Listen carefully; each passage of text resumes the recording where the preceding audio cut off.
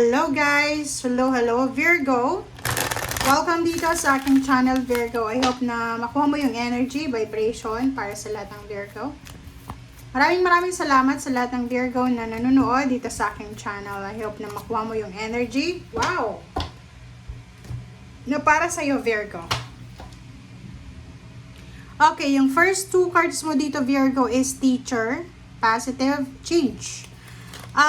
Sinasabi ng Barasir dito Virgo na sa last 2 weeks ng May 2025, marami na naman na babalik sa alaala mo. Marami na naman na babalik sa isip mo na pwedeng yung mga lesson learned from your past or posibleng may mga lessons ka na posibleng matututunan ngayong last 2 weeks na to ng May na pwedeng magdala sa'yo ng positive change. Okay?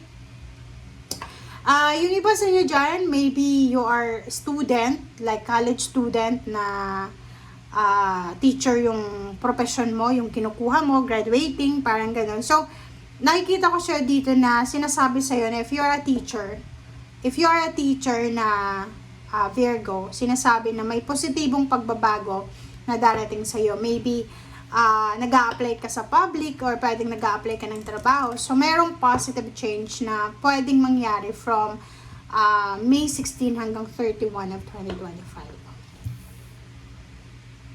Dito naman sa positive change, sinasabi sa'yo dito Virgo na meron sa'yo dito Virgo na nagpipray, nagmamanifest, kumbaga nagtatrabaho talaga. Tinatrabaho nyo talaga yung pagbabago sa buhay nyo, but minsan, di ba, hindi natin alam yung mga circumstances sa buhay na nangyayari. So, kahit anong gustuhin natin, talagang hindi natin makukuha yung gusto natin. So, this time, sa last 2 weeks ng May, sinasabi ng Bara sa'yo na kung gugustuhin mo daw, Virgo, na magkaroon ng positibong pagbabago, pwedeng mangyari yon. So, like for example, sa self natin, sa physical, if you want to lose weight, if you want to gain weight, ikaw yun makakapag-desisyon nun. If you want to earn more money, ikaw din yung makakapag-desisyon nun. If you want to be miserable, ikaw din yung magde-desisyon nun. So, nasa yung mga kamay, Virgo, yung pag-unlad mo, yung pagbagsak, and yung pag-abot mo sa mga pangarap mo sa buhay. Okay, peace. Same with Capricorn and Taurus. Same sign din naman kayo. This is number 8. Peace. Sa last 2 weeks ng May 2025, sinasabi ng barahan na lahat ng unwanted or disturbing thoughts ay posibleng mawawala na. So, if patuloy ka pa rin na nag-iisip ng negative, kailangan mong hanapin yung positivity and peace. So, ibig sabihin, yung last 2 weeks na to ng May, kinakailangan mong maging positibo, peaceful, harmonious sa isip, sa salita at sa gawa. Okay?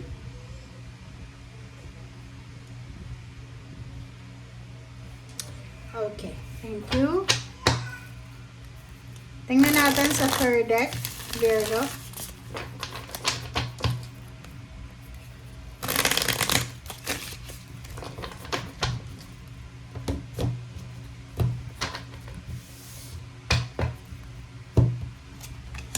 Okay, Virgo, first 3 cards tayo sa third deck. Wow, ang galing. Ang ganda-ganda. Kasi, meron ditong Virgo na financially, emotionally, or even spiritually,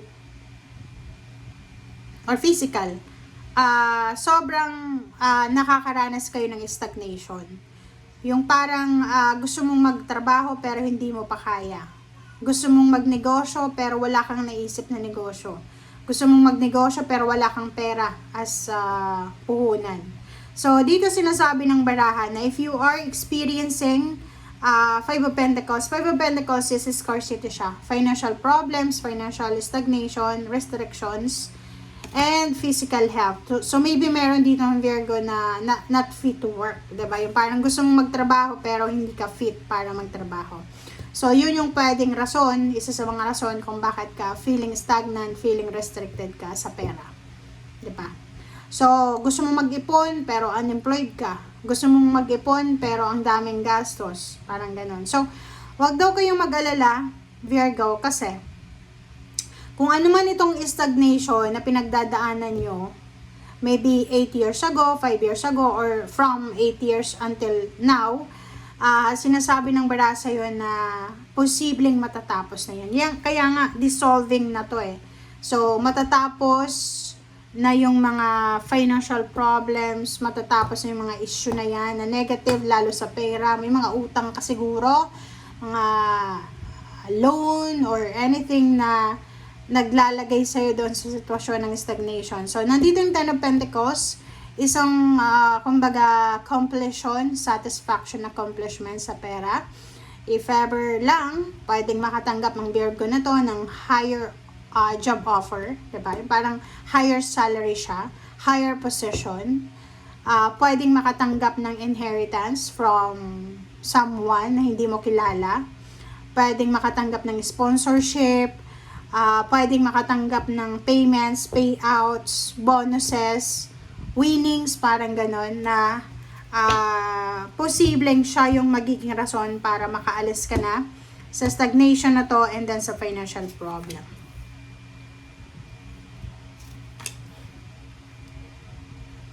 Okay. Virgo. And sa ilalim mo ay, wow, King of Pentacles. King of Pentacles, yung sa ilalim mo, yan yung focus mo. Sinasabi siya ng bara, for the last 2 weeks ng May, yung problema mo sa kasalukuyan ngayon, bago dumating yung week na yon, ay posibleng mare-resolve mo siya. Kasi karamihan sa inyo, ang problema is pera. Karamihan sa inyo, ang problema is trabaho. Sinasabi sa'yo dito ng King of Pentacles na huwag kang mag-alala kasi makukuha mo yung financial balance and stability na yan. Okay? Magiging sobrang busy ka, syempre. If meron ditong mga promotion, salary increase, or like mga tawag dyan, mga duties and responsibilities na ibibigay sa'yo, may mga iba na mag-overtime, part-time, may mga weekend job, sinasabi sa'yo dito na mapapagod ka talaga. Dito sinasabi ng barahan na kung halimbawa, habang nanonood ka sa ngayon, Virgo, feeling mo, hindi maganda yung takbo ng pera mo, yung parang anong tawag dyan, yung gusto mo nang i-give up, di ba? Mayroon kang minamanifest na company na gustong pasukan, salary, how much salary na gusto mong makuha. Parang marirealize mo na i-give up mo na lang kasi ang tagal mo nang hinintay pero wala pa rin nangyayari. So, sinasabi ng barahan, no, hindi mo dapat i-give up yan. Kung napapagod ka, pwede kang magpahinga, pero hindi dapat mag-quit. Okay? 6 of Cups, isipin mo, Virgo, yung mga nangyari sa'yo sa past, yung past na walang-wala ka talaga, yung past mo na parang wala, sobrang hirap sa buhay. Gawin mo yun as motivation para isulong lahat ng pangarap mo na to, lalo na sa financial dreams mo. Okay? Thank you guys. Bye!